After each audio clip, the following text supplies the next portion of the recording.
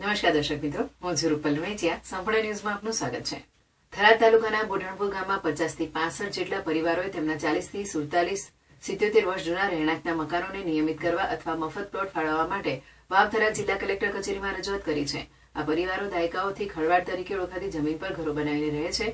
ગ્રામજનોના જણાવ્યા અનુસાર આઝાદીના 70 થી 77 વર્ષ વીતી ગયા હોવા છતાં બોઢણપુર ગામમાં કોઈ પણ અરજદારને રહેણાંક માટે મફત કે વેચાણથી પ્લોટ ફાળવવામાં આવ્યા નથી. વસ્તી વધારા અને રહેણાંકની જગ્યાની અછતના કારણે ઘણા પરિવારોએ તેમના પૂર્વજોના કબજા ભોગવટાવાળી ખડવાળની જગ્યામાં મકાનો બાંધ્યા છે.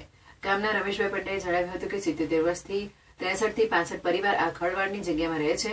તેમણે કલેક્ટરને વિનંતી કરી હતી કે થરાદ જિલ્લાના નિર્માણ દરમિયાન જો વધારાની જગ્યા સરકારના હિત માટે વાપરવામાં આવે તો તેમને કોઈ વાંધો નથી, પરંતુ તેમના હાલના ઘરોને બચાવવામાં આવે અને નિયમિત કરવામાં આવે. ગ્રામજનોએ કલેક્ટર સમક્ષ તેમની આજીવન સમસ્યા રજૂ કરી હતી. કલેક્ટરે આ મામલે હકારાત્મક પ્રતિભાવ આપ્યા હોવાનું રમેશભાઈ પંડ્યાએ જણાવ્યું હતું.